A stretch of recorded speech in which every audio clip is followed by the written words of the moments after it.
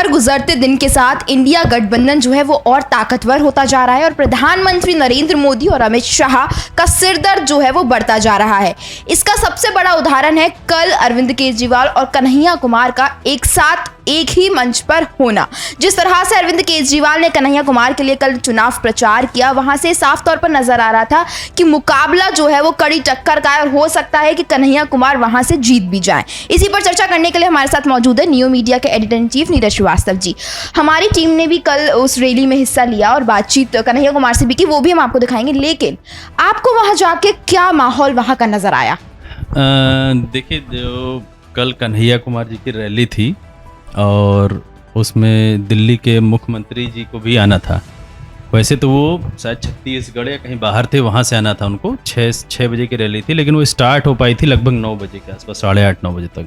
पूरी जितनी जनता थी वहाँ, वो उनका पूरा इंतज़ार कर रही थी। कोई भी ऐसा शख्स मुझे वहाँ नहीं दिखा कि जो इस बात से घबरा गया हो कि इतनी देर 2.5-3 घंटे हो गए, अभी तक लोग आ नहीं पाए।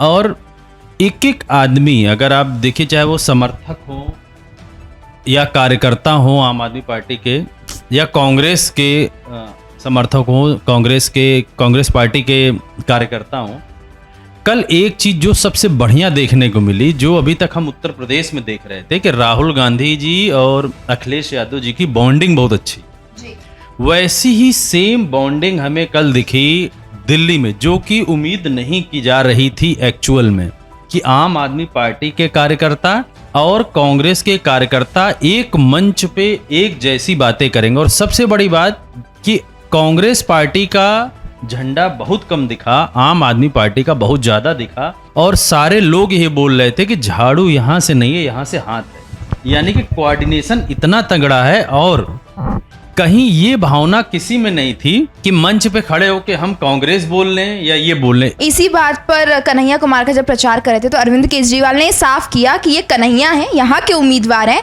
आपको यहाँ झाड़ू का चिन्ह नहीं मिलेगा, आपको हाथ के निशान को वोट देना। ये उन्होंने स्पष्ट किया था। यहाँ पे आपको झाड़ू का बटन नहीं मिलेगा, यहाँ पे आपको पंजे का बटन मिलेगा, 2 नंबर का बटन है। इतनी भीड़ में सब लोग झाड़ू ही लेके थे कि लोग ये ना कंफ्यूज हो जाएं कि वोट देते समय कि यहाँ पे तो झाड़ू दिख ही नहीं रहा है, हाथ का पंजा पहली चीज। दूसरी चीज जो सबसे इंपॉर्टेंट चीज थी, इन लोगों के बीच में कोऑर्डिनेशन, कहीं भी दोनों लोगों के कार्यकर्ताओं में कहीं कोई कॉन्फ्लिक्ट नहीं, कोई बात नहीं। केजरीवाल जी और कन्हैया कुमार के आने से पहले वहाँ के कोऑर्डिनेटर, एमएलए, ये जितने लोग हैं, सारे लोग एक मंच पे थे और एक एक करके 2.5-3 घंटे उन लोगों ने अपनी बातों को आम जनता के सामने रखा।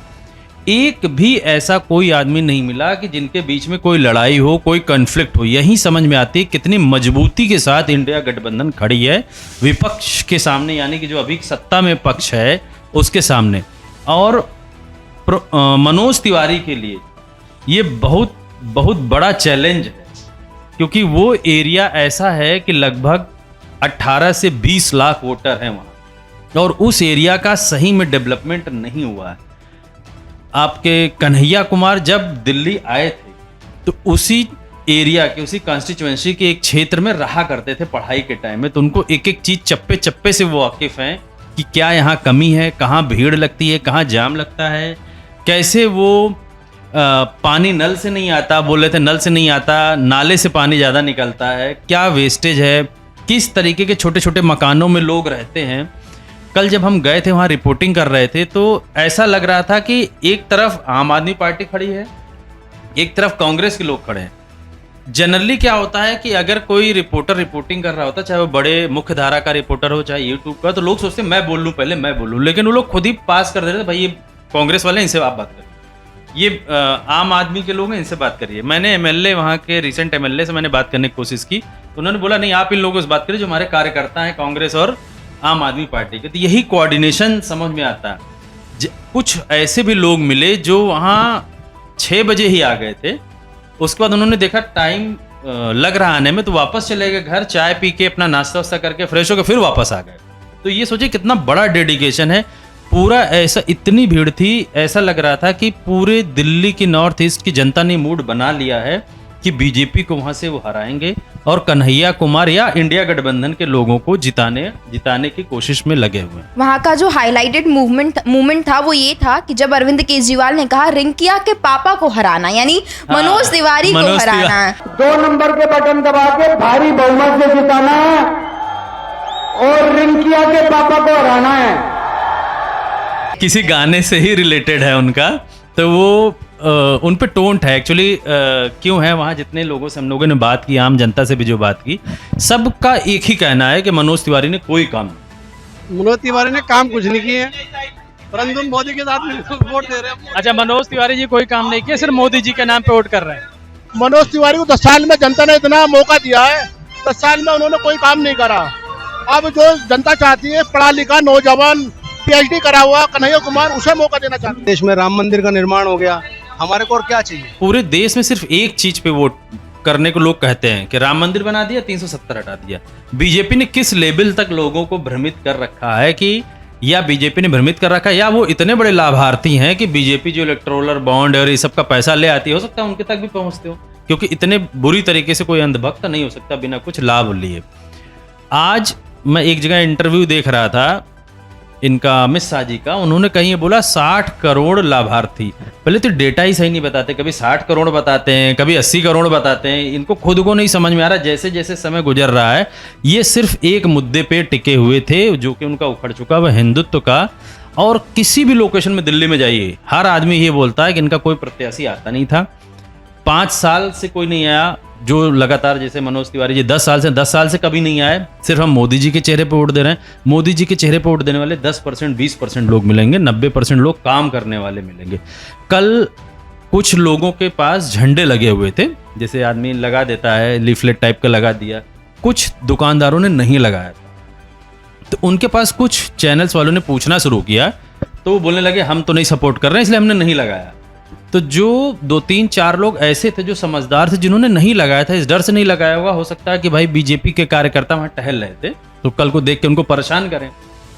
वो सब आके ये आपस में बात करने लगे कि बीजेपी के लोग फ्यूचर में नहीं आएंगे, हम ही लोग आपस में, हम ही लोगों को आपस में समझना पड़ेगा। आज तक मनोज तिवारी आया है क्या यहाँ पे? कभी कोई काम करा है? जब इस तरीके की भावना है तो समझिए पूरी लहर है इंडिया गठबंधन की, और इंडिया गठबंधन का जीतना लगभग तय है। और जो इंडिया गठबंधन के प्रत्याशी हैं इस समय, उनसे हमने एक क्वेश्चन पूछा था कि कन्हैया कुमार से, अगर इंडिया गठबंधन आता है तो बीजेपी ये बोलती है कि राम मंदिर पे बुलडोजर चला दिया जाएगा। देखिए समझदारी कितनी अच्छी है इस समय, जो मैं पहले भी आप लोगों को बताया कि इंडिया गठबंधन की इस बार की सबसे बढ़िया विशेषता ये है, कहीं भी उन लोगों ने कहीं भी लूज टॉक नहीं किया, कहीं भी किसी भी गलत स्टेटमेंट को पास नहीं किया। कल कन्हैया कुमार जी ने भी बात बोला कि मेरे से आप नॉर्थ ईस्ट दिल्ली के लिए बात करिए, मेरी इस कॉन्स्टिट्यूएंसी की बात करिए, बीजेपी क्या बोलती है उसके बारे में बात मत। फिर मैंने उनसे पूछा कि आप किन मुद्दों को लेके आम जनता तक दिल्ली के जाना चाहते हैं, तो उन्होंने सीधे बोला कि हम लोगों ने एक पूरा बना रखे हैं पॉइंट्स कि क्या कमियां हैं पिछले 10 सालों में, क्या सेंट्रल गवर्नमेंट की कमियां हैं, किस चीज, कौन कौन से लोकल मुद्दे हैं जो फेस कर रही है आम जनता, वहां तक हम जाएंगे। कन्हैया जी किन मुद्दों के सहारे इंडिया गठबंधन दिल्ली में लड़ाई कर रहा है कि वो जीतने की उम्मीद रखता है? उत्तर पूर्वी दिल्ली की जनता के लिए एक न्याय पत्र तैयार किया है। जो न्याय पत्र इस क्षेत्र की समस्या है, उस समस्या के निदान कैसे होंगे इस पर आधारित है। वो एक विजन डॉक्यूमेंट है। यहाँ के लोग जो जाम से, परेशानी से जूझ रहे हैं, अस्पताल की कमी से जूझ रहे हैं, सड़कों की चौड़ीकरण की जो समस्या है, डबल पुस्ता का जो निर्माण नहीं हुआ है, इन मुद्दों को हम प्रमुखता से उठा रहे हैं। इसके साथ साथ इस क्षेत्र में जो कानून व्यवस्था का सवाल है उसको हम हल करने का प्रयास करेंगे। आज का दिन और कल का, मतलब 22-23, यही 2 दिन बचा है प्रचार के लिए। ये सारे लोग एक एक आदमी के घर तक जाएंगे इन मुद्दों को लेके कि आप इस मुद्दों पे वोट करिए, ना कि हिंदुत्व के मुद्दे पे वोट करिए, ना कि 370 के मुद्दे पे वोट करिए, आप अपने क्षेत्र के डेवलपमेंट के लिए। तो ये एक बहुत बड़ी मतलब हर आदमी ये बोल रहा है कि हमें बदलाव चाहिए। केजरीवाल ने बहुत साफ तौर पे ऐलान कर दिया है कि देश में अच्छे दिन आने वाले हैं क्योंकि मोदी जी जाने वाले हैं। क्या लगता है? देखिए, इस समय एक चीज तो सही है, पूरे देश में अगर देखा जाए, इवन दो दिल्ली में जैसे हम लोग जा रहे हैं, दिल्ली में देखा जाए तो एक होता नहीं, एक बदलाव की राजनीति लोगों को दिखती है। एक अलग सी हवा चल रही है लोगों को, कि लगता है कि राजनीति एकदम अलग तरीके की है। दूसरा सबसे बड़ी बात क्या है, जो घटक दल हैं बीजेपी के हों या आम जनता हो, जैसे मैं आज आपको बताऊं, एक हमारी क्या मेड आती है, आज मैंने उससे पूछा एक क्वेश्चन कि आपने किसको वोट किया। अब ठीक है, वो रेगुलर आती है तो उसने मुझसे बता दिया कि मैंने इंडिया गठबंधन को, साइकिल वाले को वोट किया नोएडा। मैंने पूछा क्यों, तो बोलती वो 1 लाख रुपए मिलेंगे ना साल के। तो यानी कि वो 1 लाख लोगों के दिमाग में बैठ गए हैं, और बैठने पे अगर वोट कर रहा है कोई, जो कि बीजेपी बोलती आ रही है कि नहीं, आपको ये लोग आपसे छीन लेंगे, यानी जो छीनने का शब्द है, जो छीनने की बात करते हैं, वो आज की डेट में बीजेपी पे लागू हो गया है, ना कि इंडिया गठबंधन पे। इंडिया गठबंधन के जो बात राहुल गांधी जी या उत्तर प्रदेश में अखिलेश यादव जी बोल रहे हैं, उसको लोग बहुत अच्छे से कनेक्ट कर पा रहे हैं। सेम वैसी ही चीज दिल्ली में भी लोग कनेक्ट कर पा रहे हैं। अगर आप देखिए, आज की डेट में मोदी जी और अमित शाह की वैल्यू थोड़ी सी ऐसी हो गई ना कि उनके बातों पे कोई विश्वास नहीं करता। वैसे एक स्लोगन है जो मान लीजिए आज की डेट में चल रहा है, कई जगह मुझे भी सुनने में आया कि मोदी जी के बारे में लोग ये बोलने लगे हैं कि ऐसा कोई सगा नहीं जिसको मोदी जी और अमित शाह जी ने ठगा नहीं। तो ये बहुत बड़ी बात है। अगर इस तरीके का स्टेटमेंट अगर पास हो रहा है आम जनता में, तो ये मान के चलिए कि इनके हाथ से सत्ता खिसक ही रही। और सत्ता खिसकने का जो डर है वो अब सामने 5वें चरण के बाद एकदम साफ हो गया है, ये हम कह सकते हैं अब। बिल्कुल, देखिए अभी मोदी जी कहीं रैली में बोल भी रहे थे कि मेरा कोई उत्तराधिकारी नहीं, मेरे लिए सारा मेरा आप ही लोग हैं जो 140 करोड़ जनता है। याद करिए, अभी केजरीवाल जी ने एक मुद्दा उठाया था कि मोदी जी अपने लिए वोट नहीं मांग रहे हैं, अमित शाह के लिए वोट मांग रहे हैं। तो यानी कि मोदी जी अपना उत्तराधिकारी पहले ही अमित शाह को दिमाग में बैठा लिए, इसीलिए वो वोट मांग रहे हैं।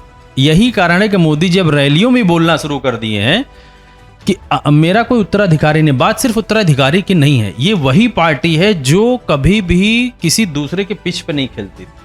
लेकिन आज चाहे वो राहुल गांधी के 1 लाख का बयान हो, चाहे वो 10 किलो अनाज का हो, चाहे वो गरीबी का मुद्दा हो, चाहे वो महंगाई का मुद्दा हो, चाहे वो बेरोजगारी का मुद्दा हो, हर मुद्दे पे आज बीजेपी बोलने के लिए मजबूर हो चुकी है। आज बीजेपी अपने पिच पे नहीं खेल रही, अब डिफेंसिव खेल रही है, और आज की डेट में वो कांग्रेस के बनाए हुए मुद्दों के ऊपर सिर्फ बात कर रही है, ना कि अपने मुद्दों पे। अगर उनका खुद का कोई मुद्दा होता तो बहुत चढ़ के बोलते। 370 कहाँ गया, आपका राम मंदिर का मुद्दा क्या है। देखिए 370 का मुद्दा ये लोगों ने उछालने की कोशिश की थी, लेकिन 370 के मुद्दा तब इनका चलता जब ये कश्मीर में खुद लड़ रहे होते। ये वहां से खुद भाग आए और जनता को दिखा रहे हैं कि 370 लागू हो जाने से बहुत बड़ा डेवलपमेंट है। जनता मूर्ख नहीं है, आज की डेट में गांव-गांव के लोगों को पता है कि वहां ये खुद नहीं लड़ रहे हैं और भाग आए। और ये अखिलेश यादव हों, चाहे आपके केजरीवाल जी हों, या बिहार से तेजस्वी यादव हों, ये सारे लोगों ने इन मुद्दों को बहुत अच्छे से सबके देश के एक एक आम जनता तक पहुंचाया है। और उसी का कारण है कि बीजेपी ये समझ रही है कि वो आज की डेट में सत्ता से बाहर है। और अगर आप किसी बड़े यूट्यूबर्स को देखें या किसी बड़े चैनल के मुख्य धारा के चैनल को भी देखें, तो उनकी भाषा में परिवर्तन शुरू हो गया है। बड़े बड़े लोग बोलना शुरू कर दिए हैं कि अगर मशीनरी का यूज़ नहीं करते हैं तो 100% हारेंगे। और सेम यही चीज़ मैं बोलता हूँ नॉर्थ ईस्ट दिल्ली के लिए, अगर मशीनरी का यूज़ दुरुपयोग नहीं हुआ मशीनरी का, तो ये कम से कम 2.5 से 3 लाख वोटों से हारेंगे। खैर, आप लोगों को क्या लगता है, दिल्ली में क्या इंडिया गठबंधन इस बार कमाल दिखा पाएगी? अपनी राय हमें कमेंट करके ज़रूर बताएं और जुड़े रहें हमारे साथ। धन्यवाद।